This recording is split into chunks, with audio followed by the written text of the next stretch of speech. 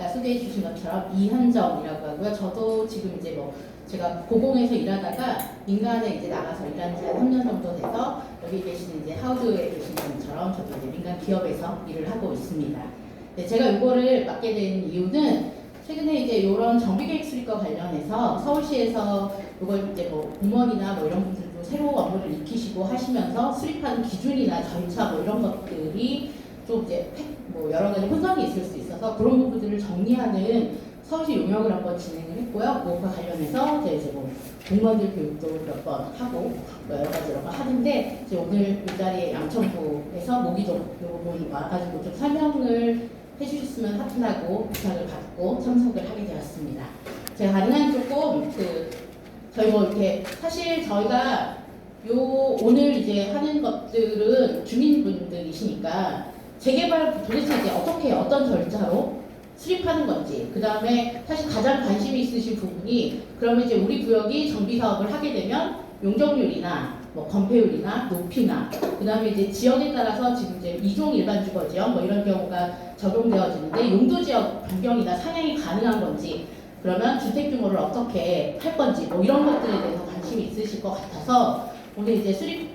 오늘 설명드리는 부분들에 대한 기준은 그 부분을 조금 설명을 드리고, 뭐 이런 거는 사실 이제 좀 뭐 알고 계시면 좋은 부분들이고 나중에 정비계획 얘기를 하실 때 뭐 용적률이니 뭐 그 다음에 이제 허용 용적률이니 인센티브니 뭐 이런 얘기 나오는데 이해하시기 쉽게 제가 한번 이제 개념을 풀어드린다고 생각해 주시면 좋을 것 같습니다. 오늘 그러면 이제 제가 이거를 시작하기 전에 강의 내용은 말씀드렸던 것처럼 그 절차하고 이런 것들 어떻게 되는지, 그 다음에 정비계획 수립할 때 기본적인 기준 같은 것들이 어떻게 되는지, 그 다음에 이제 요 지역은 아까 팀장님 말씀하신 것처럼 서울시가 지금 정비계획을 수립할 때 조금 빠르게 진행을 하려고 신속통합기획이라고 하는 것들을 하는데, 해당 지역은 경관심의가 받지 않는 대상으로 3만 제곱미터 미만이어서 신속통합기획보다 요즘 서울시가 뭐 쾌통기획 뭐 이렇게 얘기를 하면서 훨씬 더 빠르게 가는 트랙을 잡는 부분으로 자문 절차를 통해서 가실 수 있는 부분이긴 한데, 보통은 이제 저희가 자문을 할 때 그 신속통합기획에서 가이드라인 작성하는 부분들을 자문에서 정비계획에 대한 뭐 TF팀, 건축계획에 대한 TF 이렇게 마련해서 계획안은 사실 이제 마련해서 자문을 받는 사항들이기 때문에 그냥 오늘 그 신속통합기획안을 수립한 사례를 하나 간단히 보여드리면서 이런 내용들이 나오는구나 이런 것들을 확인시켜드리는 것들로 이제 강의를 진행하도록 하겠습니다. 첫 번째로 사실 이제 그 전에 정비계획이라고 하는 것들이 있는데, 정비 사업을 가져 이제 뭐 쉽게 얘기를 하면 재개발, 재건축 이렇게 얘기를 하는데, 그것들 하면서 재개발, 재건축 할 때 정비 사업을 하면서 실제로는 저희가 이제 봐야 되는 위에서 밑단에서 봐야 되는 게 도시 차원, 그러니까 서울시 차원에서 어떤 정책들이나 이런 방향들을 계획에 담아야 되는지, 뭐 그것들에 따라서 높이에 대한 얘기도 굉장히 많고 용적률에 대한 얘기도 변경될 수 있기 때문에 정비계획이 이제 사업의 체계를, 법적 체계를 한번 좀 간단하게 말씀을 드리고 시작을 하도록 하겠습니다. 우선 저희가 이제 서울시 도시에서 보면 도시기본계획이라고 하는 게 있습니다. 다들 알고 계실 텐데, 요 도시기본계획이라고 하는 부분들은 도시 전체, 서울시 전체에 대한 그 최상위 공간 계획이고, 이것들에 따라서 각각의 이제 지침들을 가지고 큰 도시의 방향들을 설정하게 되어 있습니다. 서울시는 지금 2022년 3월 3일에 2040 서울 도시기본계획을 확정했습니다. 기존에는 2030 해서 저희가 이제 보통 이게 이제 국계법이라고 해서 국토 및 국토의 이용 및 계획에 관한 법률이라고 하는 데 있어서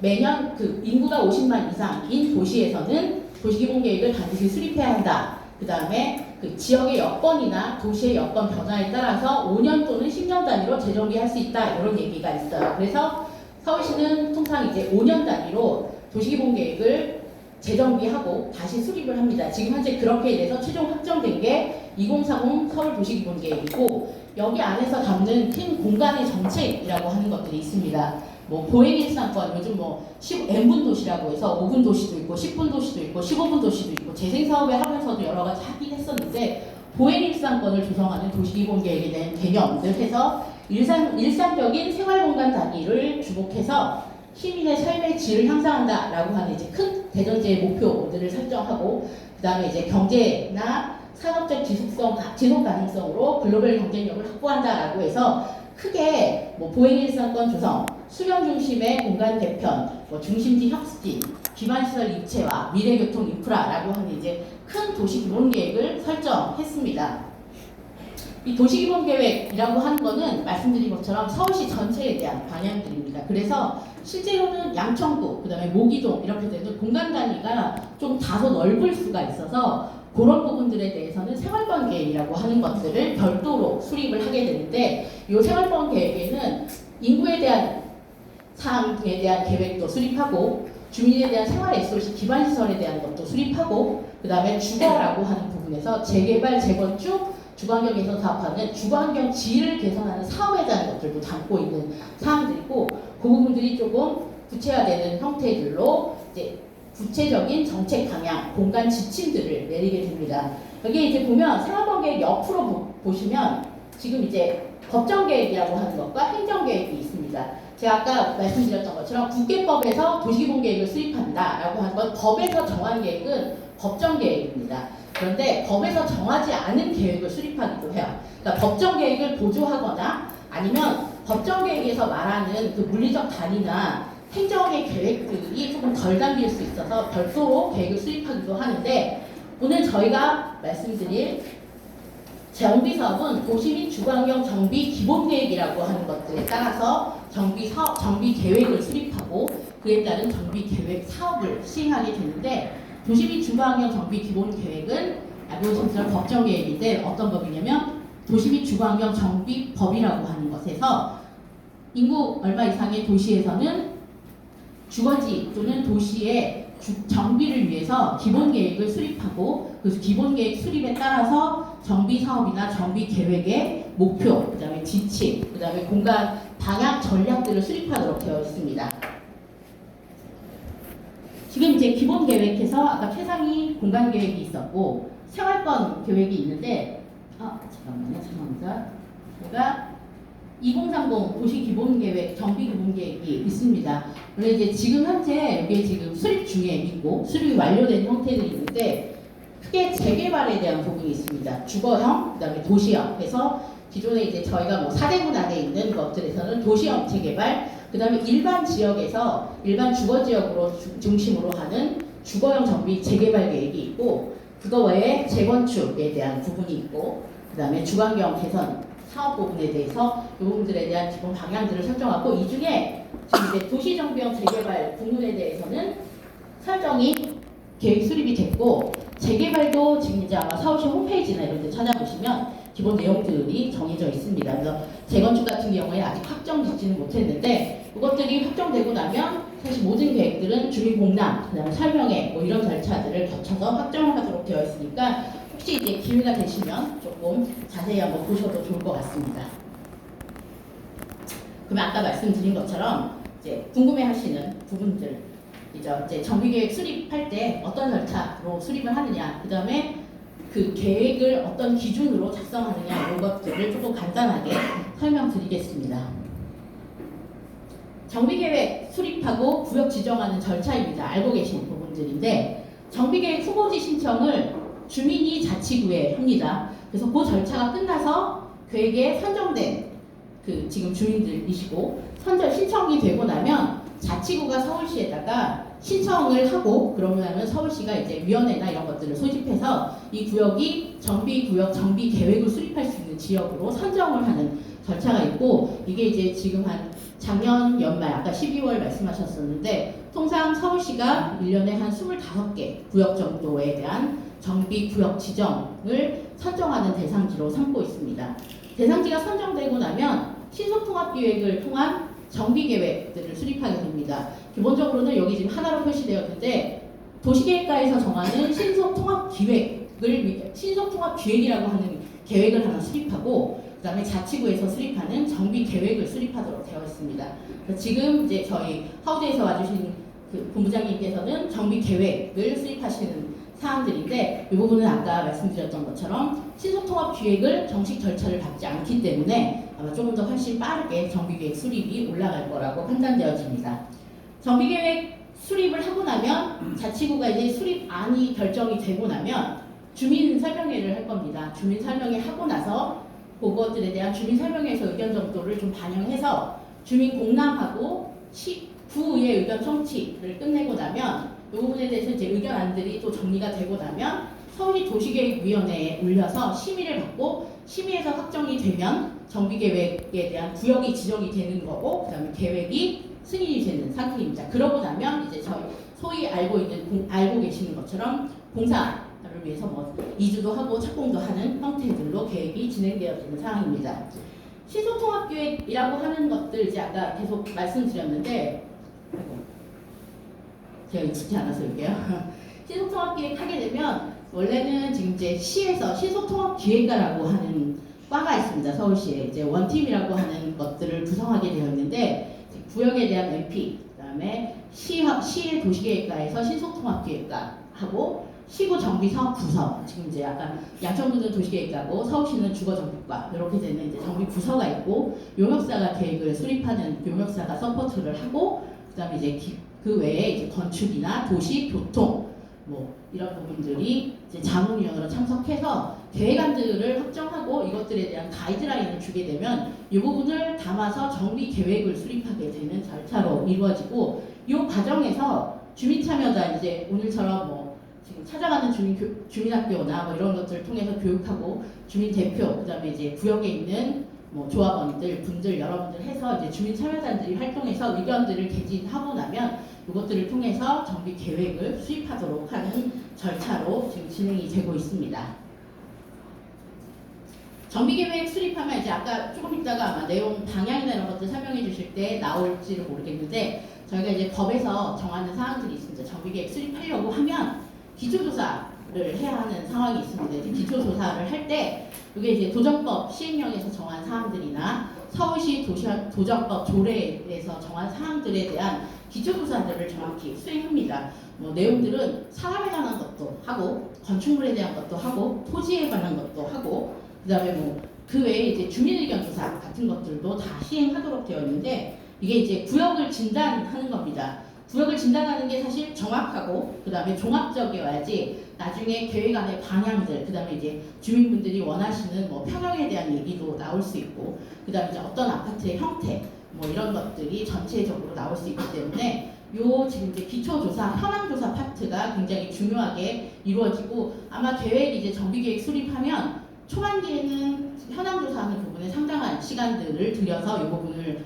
정리를 하고 이게 이제 정확해야 나중에 실제로는 저희가 이제 뭐 사람의 수, 그러니까 조합원의 수 뭐 이런 것들이 변경되면 안 되기 때문에 그런 부분들 좀 정확히 조사를 하는 부분들이 진행이 되어질 겁니다. 현황조사가 되고 나면 계획을 수립하게 되는데 계획에 이제 담기는 건 저희가 이제 맨 마지막에 구역 결정하고 계획을 수립하는 거 안에 담겨야 되는 사항들입니다. 이제 나중에 설명해드리는 부분들하고도 조금 맞는데 이제 뭐 기반시설에 대한 계획들도 담겨야 되고 건축물의 주 용도 뭐 통상 저희가 이제 주거형 재개발이면 아파트나 주택이겠죠. 뭐 그런 형태들에 대한 거 건폐율, 용적률, 높이, 층수 뭐 이런 부분들에 대한 것뿐만 아니라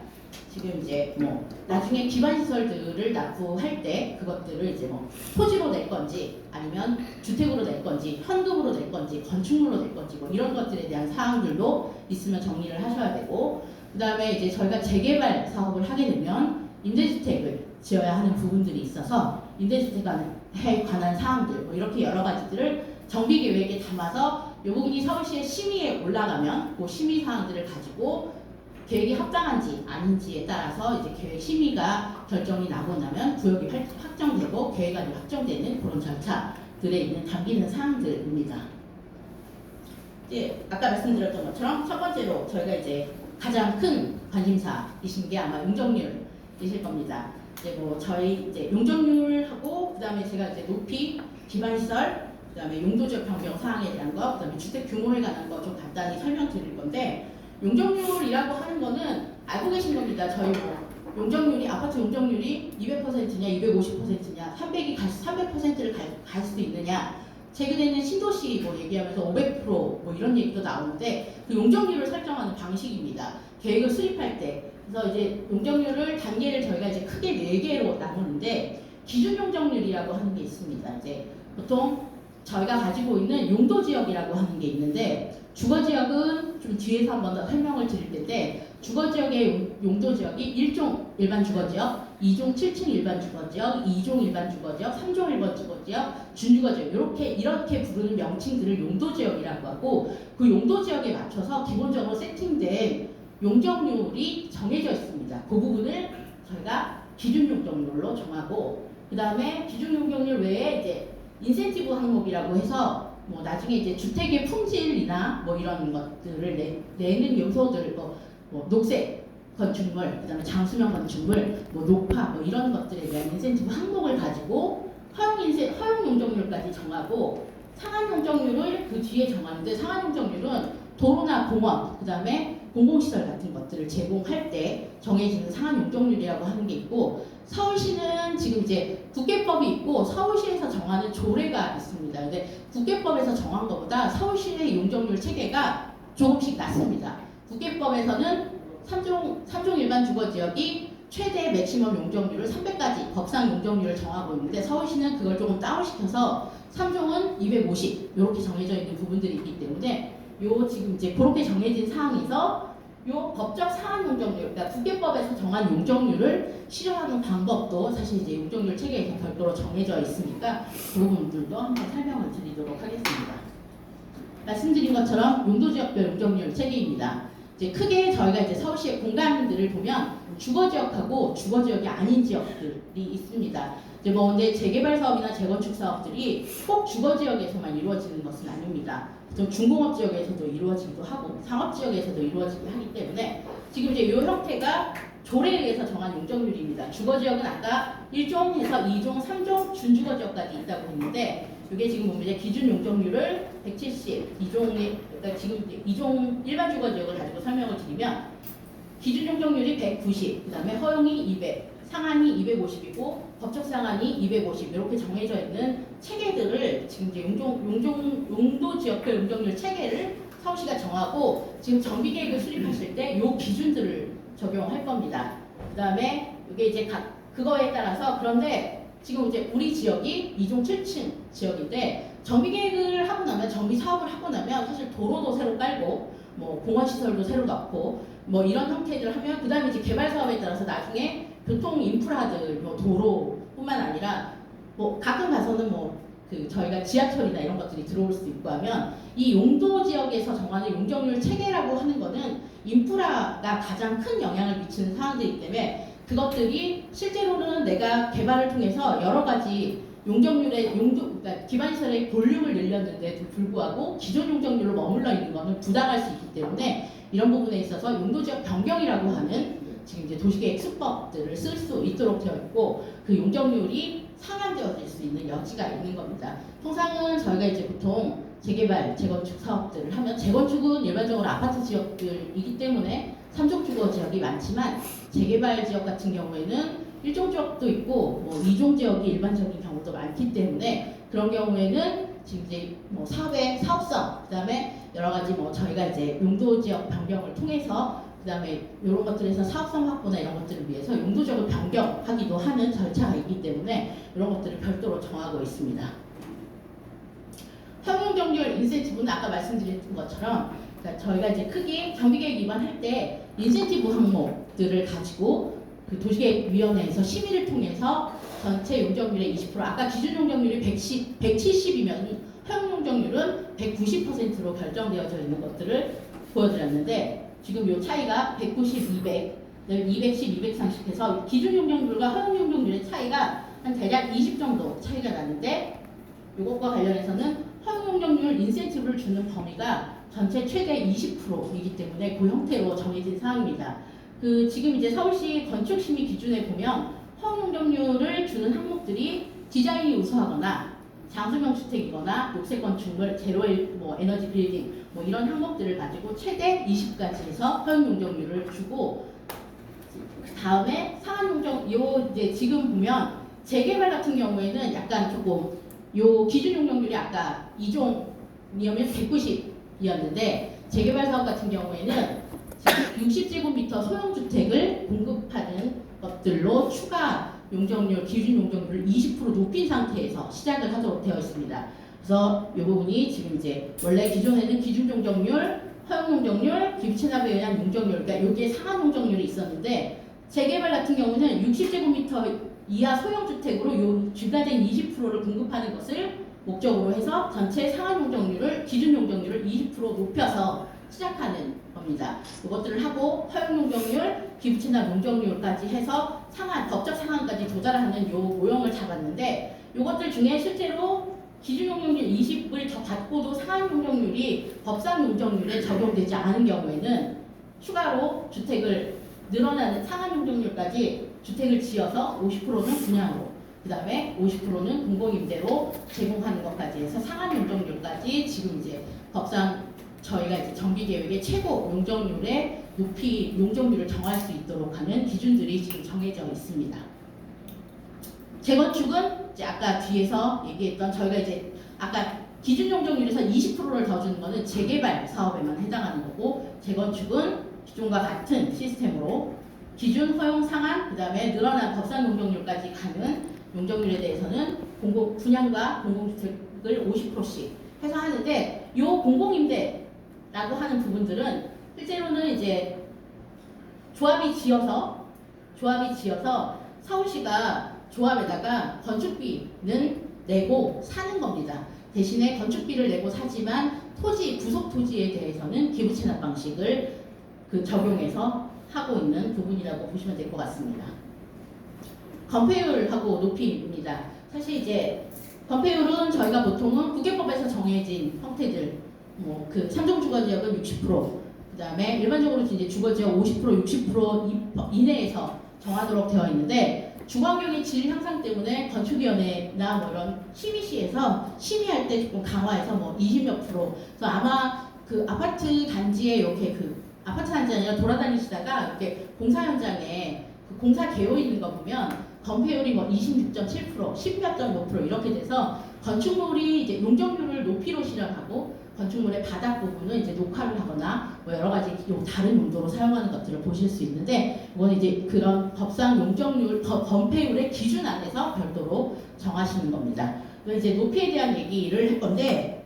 높이가 사실 그 원래 기존에 여기 지금 적혀 있는 거는 2030 도시기본계획, 현재는 2040 도시기본계획이 있다고 말씀드렸고 2040 도시 여기서 지금 보면 이제 각각 용도지역별로 높이의 기준이 있고 준주거 상업지역 뭐 이렇게 되는데 요 지금 높이 기준이 2040 도시기본계획에서 완전히 변경이 됐습니다. 지금 2040 도시기본계획에서는 지역 여건을 고려해서 정성적인 스카이라인을 형성하는 것들로 되어 있어서 여기에 보시면 35층, 50층 이렇게 되어 있는 절대적인 수치가 지금은 없습니다. 절대적인 수치가 없고 건축위원회, 지금 저희가 도시계획위원회 심의를 통해서 뭐 조정할 수 있도록 되어 있어서 가끔 저희가 신통계획하면 여의도에 어디 65층 가능하다 뭐 이런 얘기 보셨을 거예요. 근데 기존 이전에 이제 높이를 제한하는 형태들에서는 35층, 50층 뭐 이런 것들로 있었는데 지금은 그게 없으니까 조금 더 지금 이제 약간 정성적인 스카이라인의 이런 게 모양 변화나 이런 것들을 심의를 통해서 아니면 신통계획을 통해서 조정하고 그 부분들이 조금 더 훨씬 여유가 있고 유연하게 작용할 수 있다라고 이제 판단을 하시면 될 것 같습니다. 다음으로 기반시설 계획에 대해서 말씀드리겠습니다. 기반시설 저희가 이제 정비계획하면 필요한 사항들이 있습니다. 도로 만들어야 되고 진출입로도 있어야 되고 도로에 대한 사항도 있어야 되고 공원하고 녹지에 대한 계획도 필요하고 그 다음에 지금 저희가 이제 주민공동이용시설 같은 걸로 굉장히 여러 가지가 들어가기는 하는데 그것들과 관련해서 이제 문화나 복지시설 같은 것들이 더 들어가야 되는 부분이 있습니다. 도로계획은 지금 이제 뭐 차량과 보행동선 상충을 최소화하여 보행환경 안전성을 확보하고 뭐 이런 것들에 대해서 이제 도로 포괄계획이나 이런 것들을 교통하시는 분들이 따로 하실 거고 공원이나 녹지계획도 있습니다. 이제 구역 면적 5만을 기준으로 해서 뭐 면적의 5% 뭐 이렇게 해가지고 아니면 5만 이내면 실제로 이제 확보가 불필요한 사항들 이런 것들에 이제 법상 그 기준들이 있으니까 이런 부분들을 아마 잘 적용을 하셔서 계획을 해주실 거라고 믿습니다. 다음으로 이제 저희가 궁금한 사항들 가장 크게 우리 지역이 그러면 용도지역 변경이 됩니까? 라고 하는 부분들에 대한 얘기들이 있어요. 근데 이제 원래 지금 이제 용도 지역은 지금 저게 이제 한 2003년 뭐 이렇게 해서 정해져 있는 사항들인데 당시에 도시의 이제 뭐 층수, 용적률, 기반 시설을 전부 검토를 해서 하나하나 구역별로 이제 저희가 이렇게 블럭이라고 하는 단위로 용도 지역을 전부 세분화해서 준 상태입니다. 이제 요것들이 지금은 그 사이에 아까 이제 정비 사업을 하거나 여러 가지 사업을 하면서 변경되어지는 가능성이 있고 실제로도 대부분의 사업을 통해서 많이 변경되어졌던 상황입니다. 그래서 뭐 지금 이제 각각에서 보면 보통 용도지역 변경, 용도지역이 있는데 요 각각의 용도지역을 상향할 수 있는 원칙에서 그 기준들이 정해져 있고 이제 운영 기준으로 정해져 있습니다. 그 다음에 용도지역을 상향할 때는 보통 이제 2종이 3종이 되면 1단계 상향이니까 그럴 때는 10%를 순부담으로 그 다음에 2단계로 하면 15%, 3단계로 하면 20%, 그 다음에 용도지역 상향하고 층수하고 같이 상향하면 용도지역 상향 부담에 대한 거 플러스 5%뭐 이런 식으로 해서 용도지역 변경에 따른 순부담률이 있습니다. 이 순부담률은 뒤에 가서 한 번 더 설명드릴 건데 요거는 저희가 만약에 100평을 가지고 있는데 2종을 3종으로 해서 1단계 하면 10%라고 하면 100평의 10%인 10평을 기본적으로 순부담이라고 하는 형태로 개념으로 잡고 그것들을 나중에 현금으로 하든지 아니면 건축물로 하든지 이렇게 여러 가지 계산하는 방식들을 조금 한 번 더 설명드리도록 하겠습니다. 또 이제 순부담이라고 하면 저희가 이제 기반시설을 순부담하는 형태들이라고 하면 기존에 원래 이제 기반시설들이 있었는데 순부담은 기존에 이제 전체 새로 설치하는 기반시설도 빼고 새로 설치하는 기반시설 내 국공유지도 빼고 획진의 용도 폐지되는 국공유지 기반시설도 빼고 나머지 부분을 부담하는 양이 얼마인지를 가지고 순부담이라고 결정을 하는 사항입니다. 원래 이게 이제 한번 소송이 있어서 이제 변경되었던 건데 어떤 조합에서 그 국공유지에 있는 정비기반시설을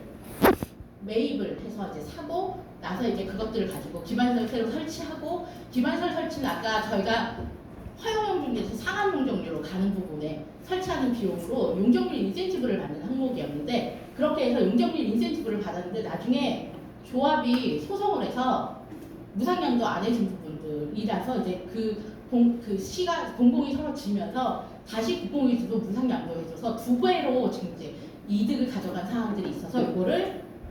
정한 부분이 정비구역 내에 정비기반시설, 국공유지 정비기반시설은 무조건 무상양도한다. 조합한테 단지 조합이 매입할 수 없고 무상양도하고 그것들은 나중에 여기서 지금 하는 용도대 폐지되는 국공유지 기반시설이나 새로 설치되는 기반시설 내 국공유지 이런 부분을 빼고 하는 순부담으로 계산한다. 이렇게 이제 정리가 돼서 아마 이제 그런 부분들을 정리를 해서 나중에 정비기반시설들을 정리하는 부분들을 아마 정리해 주실 거라고 판단됩니다. 용도 지금 이제 저희가 순부담 계산할 때 보통 이제 시설을 설치해야 되는 부분들로 순부담을 정하도록 되어 있는데 기존에는 도로나 공원 아까 이제 저희가 말했던 소위 말하는 기반시설을 설치하는 것들로 순부담을 정했었습니다. 근데 최근에는 이게 이제 뭐 지역에 필요한 시설 뭐 임대주택부터 시작해서 국공립 어린이집이나 작은 도서관, 창업지원센터 뭐 이런 지역 필요 시설을 하고 그다음에 지역 균형 발전 재원으로 이제 다각화하면서 실제로 저희 도로나 공원 같은 정확히 정한 물량으로 정해져 있는 땅으로 정해져 있는 기반시설 외에도 건축물이나 현금, 임대주택 등으로 다양하게 그다음에 이제 제공할 수 있도록 변경이 되어졌습니다. 이것들 중에 이제 아까 현금이라고 하는 부분과 관련해서는 실제로 정비 기반시설, 그러니까 저희가 이제 소위 말해서 인프라가 좋다라고 하는 지역에 있는 지역들 보면 추가로 외부에 뭐 도로나 이런 것들을 더 깔 필요가 없고 인근에 공원 시설이 너무 좋아서 공원을 새로 설치하는 게 불가할 경우에는 지금 이제 저희가 순부담으로 제공해야 되는 기반시설의 50% 이내에서 그 부분을 일정 부분 50% 정도는 기반시설로 정리를 하고 나머지 50%는 현금으로 납부를 할 수 있는 형태들로 지금 이제 법이 정리되었습니다. 이 부분은 이제 강남이나 이런 부분에서 조금 많이 쓰일 수 있는 지역들이고 실제로 뭐 그래서 가끔 뉴스에 보시면 그 반포에 어떤 아파트가 재건축하면서 현금 지금 이제 기부 체납을 뭐 몇백억 했다, 뭐 몇백억 한다, 뭐 이런 뉴스들을 아마 보실 수 있을 거라고 생각합니다. 이제 기부 체납하는 절차들이 있습니다. 정비계획이 수립이 되고 나면 추진이 구성이 돼서 조합이 설립되고 나면 이제 뭐 정비계획에 대해서 현금 납부 등에 대한 이제 정비계획 변경을 통하고 사업 시행 인가 단계에서 현금 납부 신청 기준 시점이 됩니다. 이것들은 이제 감정평가해서 저희가 이제 관리처분할 때 관리처분이 보통 그 각자의 나의 이제 종전 자산과 종후 자산들의 가치하고 내가 무슨 몇 평형을 받는지 그래서 내가 부담금을 얼마나 내야 되는지 뭐 이런 걸 정하는 관리처분 단계에서 현금 납부 금액들이 결정이 됩니다. 여기서 자산이 평가돼서 결정되는 다음이니까 그러고 나면 철거하고 착공하고 준공하는 시점 이전에 준공 전에 이제 현금 납부를 해서 이제 요거는 전체 이제 사업비에서 나가는 거니까 조합이 납부해야 되는 사항들로 정리가 되는 부분들입니다. 현금 납부는 그런 형태들이고 지금 이제 건축물로 납부하는 경우들이 있습니다. 보통 이제 저희가 이제 아까 100평이 있은 100평 땅 중에 10평이 이제 기부 체납하는 순부담이라고 되어 있는데 이 순부담 10평이라고 하는 거를 사실 땅을 쪼개서 줄 수가 없기 때문에 통상 아까 이제 도로나 공원들을 설치하고 나머지 땅에 대한 가치들 중에서 일부 이제 공공시설이거나 아니면 문화시설 뭐 이런 것들 주민이 필요로 하는 지역 기여시설 같은 것들을 설치하는 건축물을 구성하게 되었는데 건축물을 지으려면 건축비가 따로 드는 부분들을 이제 어떻게 기부 체납할 수 있는 방안인가라고 해서 도시계획의 이제 운영 기준으로 서울시가 이제 따로 별도로 정해서 가지고 있는 부분인데 건축물 설치 비용을 산정해서 그 건축물 부지에 대한 한산 부지의 면적하고 대지 지분 면적을 가격으로 정리를 해서 그 부분이 실제로 전체 이제 10평을 제공해야 되는데 건축물까지 지었으니까 땅은 3평이고 그거에 따른 부속 건축물을 제공하는 걸로 이제 건축물에 대한 기부 체납도 가능한 상황입니다. 아마 뒤에 이제 정비계획 사례들 보면 원래 이제 신통계획 사례들 보면 원래 이제 그냥 공공공지로 남겨놨던 땅들에 이제 뭐 그 시설별로 기업기여 시설을 넣어달라고 하면서 이제 그 부분이 실제로는 기부 체납 형태로 보면 건축비 된 부분들을 산정해서 들어가는 시스템으로 결정이 되는 사항입니다. 기부 체납은 지금 이제 기부 체납해서 공공시설이 설치가 되면 서울시가 이제 그 건축물 통합관리 시스템으로 통합 관리하는 절차를 이루게 되는데 뭐 형태들은 저희가 이제 일반적으로 알고 있는 것처럼 계획안 작성해서 결정돼서 설계하고 시공, 준공, 착공하고 나면 뒤에 이제 구의 활용 부서나 그다음에 사업 주체, 그다음에 설계 관리자들이 유지해서 이것들에 대한 단계별로 사업도 관리하고 나중에 이제 구의 활용 부서하고 이런 이제 활용 부서들이 어떻게 이제 유지 운영할 건지에 대한 계획들을 시행하는 사항들입니다. 이 부분 이제 보시면 원래 기존의 계획안에서 보면 여기는 이제 지금 공공시설로 공공공지가 이제 2개가 원래 이제 저희가 땅으로 되어 공공성사로 짓고 하나는 사회공원으로 조성하는. 근데 저희가 이제